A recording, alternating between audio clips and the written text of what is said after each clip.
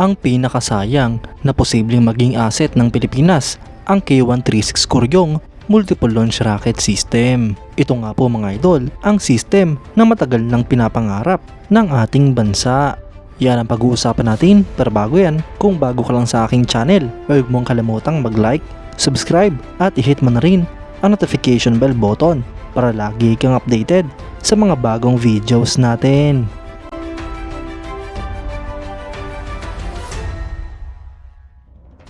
Ang K136 Koryong mga idol ay isang South Korean 36 Extended Rocket Artillery System na dineploy noong 1981. Nagsimula nga po ang research and development ng K136 Koryong 36 Extended Multiple Rocket Launcher noong 1973 sa Agency for Defense Development bilang tugon sa BM-21 122mm Multiple Rocket Launcher na gawa ng North Korea. Habang na-test naman nga po ang system na ito noong 1978 at ang initial model na K136 ay dineploy noong 1981. Kalaunan mga idol ay nagkaroon nga po ng K136A1 improved model na merong added stainless steel launch tube at hydraulic system. Ito naman nga po ay dineploy sa South Korean Army noong 1987 hanggang 1991. Gumagamit nga po ito mga idol ng K33 at K38 rockets na may range na 36 km at 30 km. Ang buong system nga pong ito mga idol ay tinatawag na Koryong. Ang weapon system ay dinisenyo, tinesting at minanufacture ng Korea para sa field artillery at artillery. Ang Daewoo Heavy Industries nga po mga idol ang in charge para sa production habang ang rocket naman ay dinedevelop ng Hanwha.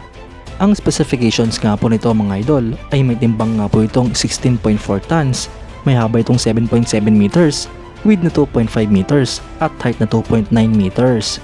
Ito nga po ay may iba't ibang caliber depende sa variant tulad ng 130mm 36x1 para sa K30, K37 at K38 habang 131mm 36x1 naman para sa K33. Ang rate of fire nga po dito mga idol ay 36 rounds kada 18 seconds. Habang effective firing range naman ay 23 km para sa K30, 36 km naman para sa K33, 22 km para sa K37 at 30 km para sa K38. Ang maximum speed nga po nito mga idol ay 80 km per hour o 50 miles per hour. Sa kasalukuyan, ang tanging operators lamang nito mga idol ay ang South Korea at ang Egypt, kung saan ang South Korea ay merong mahigit sa 150 units habang ang Egypt naman ay merong 36 units. Mga idol, dumating nga po sa punto na ang Philippine Army ay nakipag-negotiate sa South Korean government upang mag-transfer ng mga multiple launch rocket system. Ito nga po sana mga idol ay para sa bagong activated na MLRS battalions ng Army Artillery Regiment. 3 batteries nga po ang inaasahan ng Pilipinas ng mga K136 Koryong MLRS mula South Korea ang inaasang idarating sa ating bansa. Ngunit hindi na nga po ito natuloy mga idol at tuluyan ang na-cancel ang proyekto.